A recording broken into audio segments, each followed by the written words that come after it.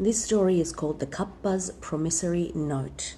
Before we begin, I will let you know that a kappa is a green, imp-like creature, usually described as about the size of a 5-year-old child, living in ponds and streams.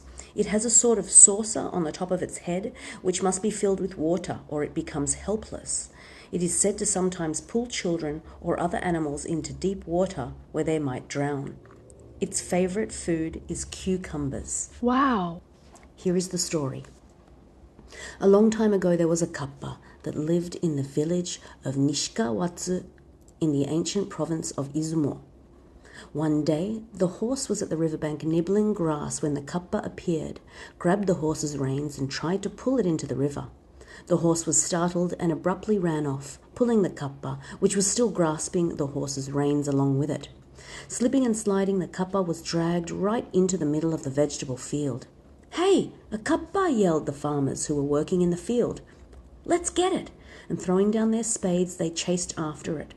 Regardless of how nimble kappa usually are, they're quite helpless once on land, so the farmers quickly captured it and tied it up with a coarse straw rope.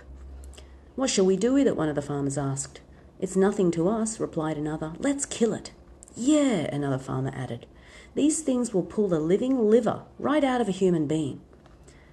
Accordingly, all of them started beating the kappa and were ready to put it to death.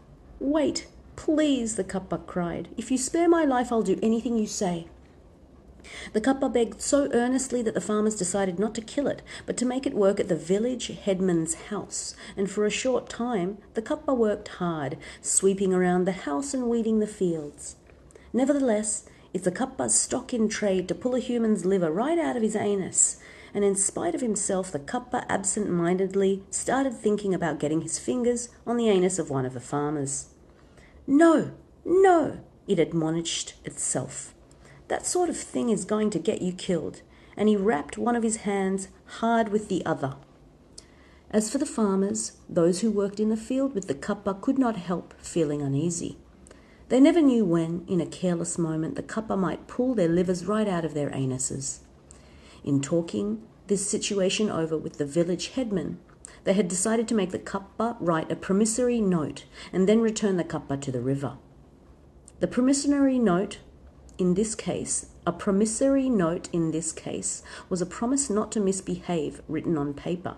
"Listen, kappa," the village headman said, "as long as you're around, the farmers won't be able to settle down to work.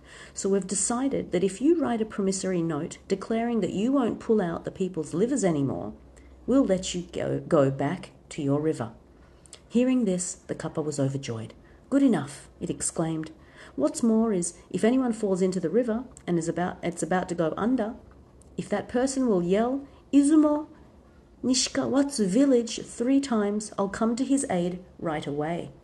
Thus, the kappa was able to return to its river, and the villagers had a way to keep from drowning if they fell into it. The promissory note is said to remain in Nishikawatsu to this day.